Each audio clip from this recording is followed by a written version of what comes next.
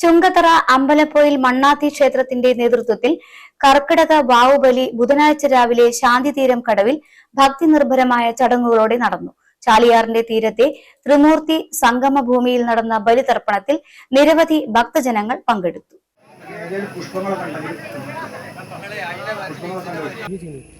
ഇവർക്ക് തുടർമോക്ഷം നൽകണമെന്ന് മോക്ഷദാതാവായിട്ടുള്ള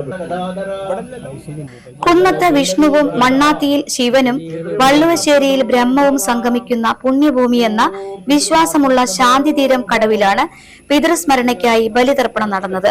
CV സുബ്രഹ്മണ്യൻ കാർമ്മികത്വം വഹിച്ചു. പുലർച്ചെ മുതൽ നിരവധി ഭക്തജനങ്ങൾ ബലിതർപ്പണത്തിനായി ശാന്തിതീരം കടവിൽ എത്തിച്ചേർന്നു. ചടങ്ങുകൾക്ക് MP അഭിലാഷ്, മോഹനൻ, വിജയൻ വയക്കര, MP സുന്ദരൻ, P ശിവദാസൻ, അയ്യപ്പൻ എന്നിവർ നേതൃത്വം നൽകി. പിതൃസ്മരണയും പ്രാർത്ഥനയും നിറഞ്ഞ അന്തരീക്ഷത്തിൽ നടന്ന കർക്കിടക വാവുബലി ചടങ്ങുകൾ ഭക്തിസാന്ദ്രമായി. നമ്മുടെ സ്ഥിരത്തിൽ വഹിച്ചുകൊണ്ട് നമ്മുടെ പവിത്ര മോദനം പൂര